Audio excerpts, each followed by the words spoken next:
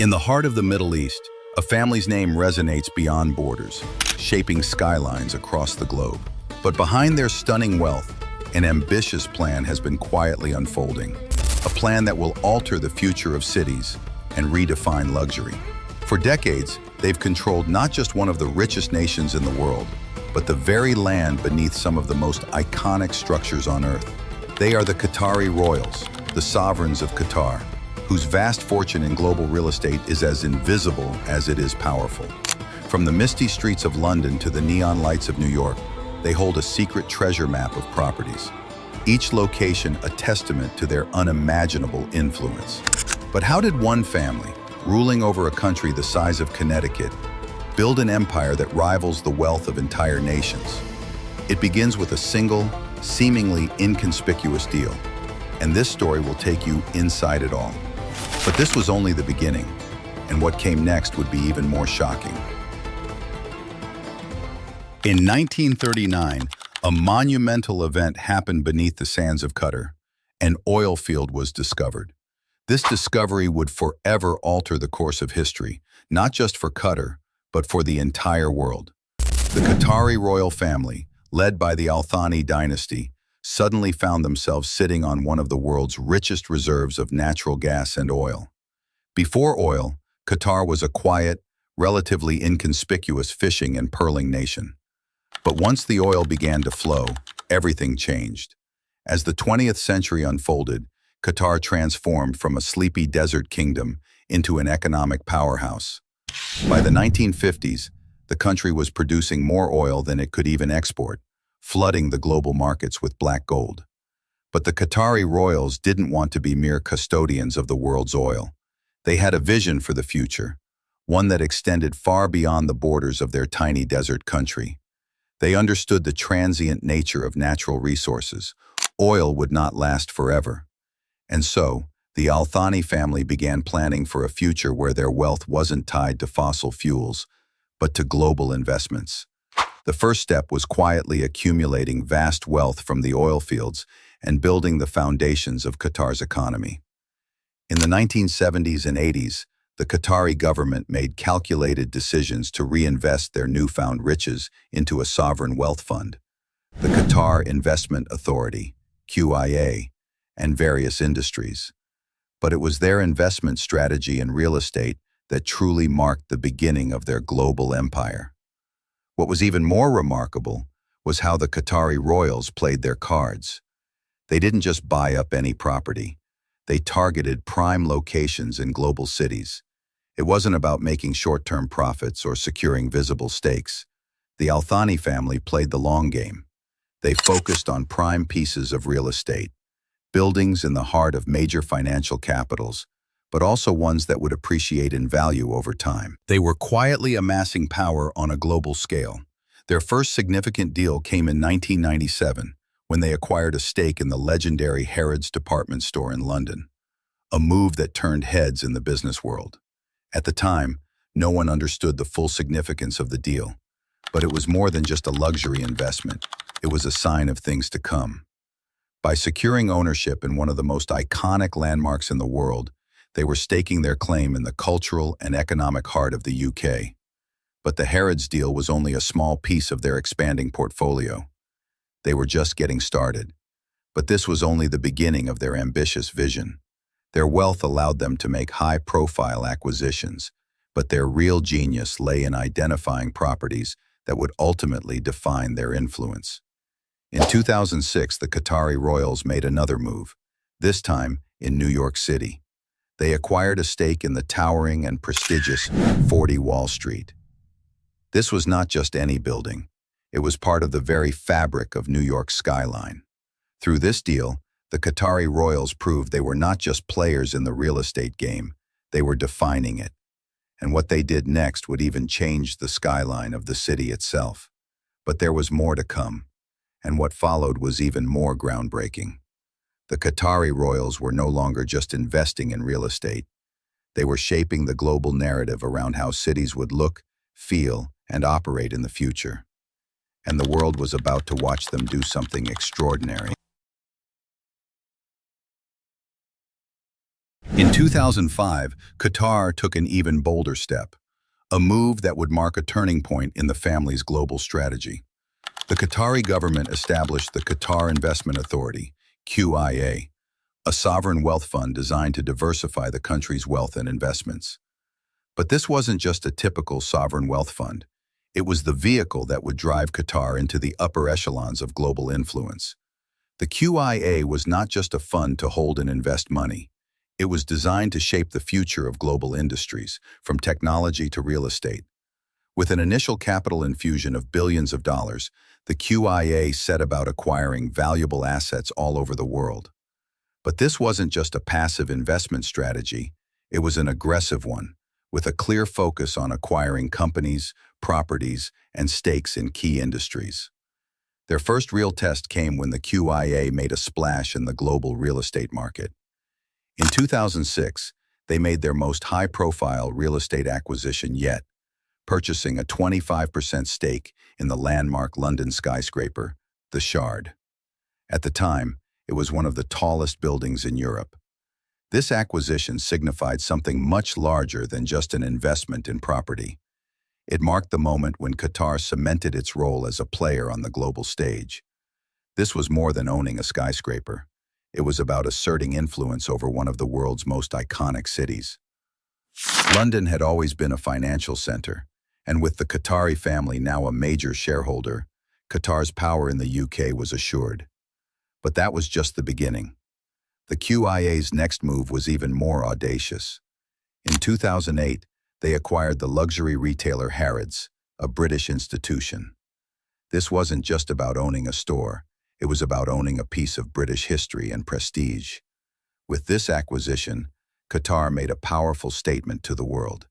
They weren't just in the game, they were leading it. And then, in 2011, the QIA pulled off something even more astonishing, purchasing a significant stake in the French luxury conglomerate LVMH. This was a masterstroke, positioning Qatar as a major player in the global luxury market. By acquiring a stake in LVMH, the family didn't just own luxury brands, they became part of the very fabric of global wealth and style. They were no longer just acquiring properties, they were buying into the essence of culture, fashion, and high society. But the QIA's investments didn't stop with luxury goods and retail. They began targeting strategic properties in major cities across the globe.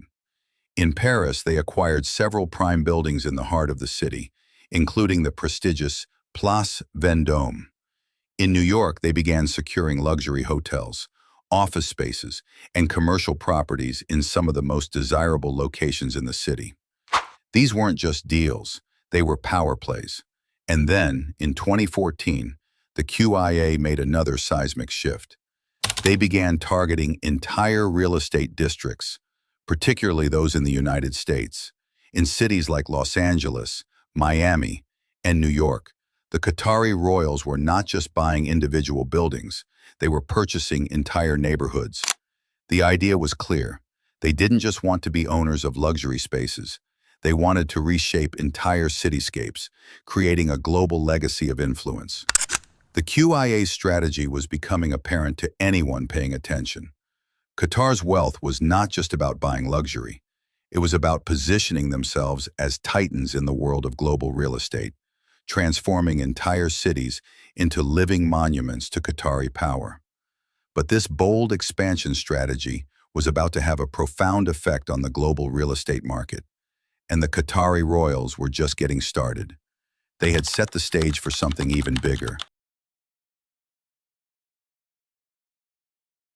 In 2010, a decision was made in the heart of Qatar that would become the royal family's boldest and most ambitious real estate project. The decision? To build an entirely new city, Lusail. But this city wouldn't just be any urban center. It would be an architectural wonder, a gleaming metropolis in the desert, a statement of Qatari power and prosperity. Lusail was built from scratch, designed to be a futuristic, sustainable city. Unlike traditional urban developments, Lusail was designed to showcase Qatar's cultural influence on a global scale. What made Lusail's creation even more significant was the involvement of the ruling family in every step of its development, from the city's grand skyscrapers to the intricately designed waterfront. Every corner of Lusail bears the mark of Qatari ambition. It's a city that exudes wealth and power, but also innovation and modernity. The city would house everything from world-class hotels and museums to luxury residences and embassies. But Lusail's most important feature was its role as a political statement, a visual demonstration of the Qatari Royals' vast influence not just in real estate, but in shaping the very future of cities themselves. But Lusail would become a symbol of something bigger, a manifestation of the Qatari Royals' role in the ongoing global race for control of the world's most important cities. And what happened next took even the Royals by surprise. In 2010, the Qatari Royals pulled off a move that shocked the world. They secured the rights to host the 2022 FIFA World Cup, a decision that sent shockwaves across the global sports community. The stakes were enormous.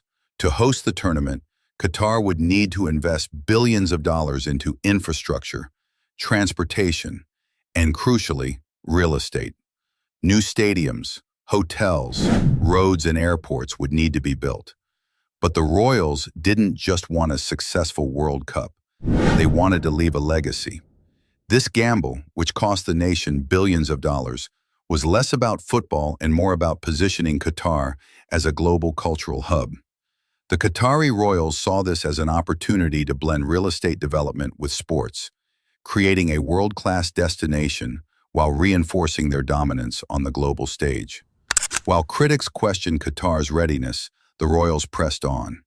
They built state-of-the-art stadiums, luxury hotels, and infrastructure that would put Qatar on the map as a major destination for tourism and investment. This bold vision, however, wasn't without its consequences. Behind the scenes, construction crews worked under immense pressure, often under harsh conditions. But the Royals' vision would ultimately pay off. The success of the 2022 World Cup not only elevated Qatar's global status, but also ensured the royal family's place in the annals of history as masters of real estate. They had transformed a global sporting event into a legacy of extraordinary infrastructure and world-class development. However, what came next was even more ambitious than anyone could have predicted. As of today, the Qatari Royals remain one of the most powerful and secretive families in the world. With an estimated wealth that dwarfs that of many nations, they continue to shape the future of global real estate. Their strategy is clear: invest in the most iconic locations and cities, buy properties that will continue to appreciate in value, and influence the cultural and economic direction of the world's largest cities. They have their eyes set on new frontiers, including a vast collection of properties in the United States, Europe, and Asia. They're not just thinking about the present, they're positioning themselves for the future. One thing is certain: the Qatari Royals' influence will only grow. Their control over global real estate is not just about wealth, it's about shaping the world as they see fit. But what happens when the world's wealthiest family begins to exert even more control over the places we call home? Only time will tell. The Qatari Royals' reign over global real estate is more than just about wealth. It's about power, influence, and a vision that stretches across continents. From the early days of oil discovery to the grand designs of Lusail, the Royals have built an empire that will last for generations. And as the world continues to change, the Qatari Royals will remain the quiet architects of the future, masters of real estate, and perhaps masters of the world itself. Their story is not just one of wealth, but one of vision, determination, and an unyielding drive to leave a legacy. And in the world of real estate, no one does it quite like the Qatari Royals.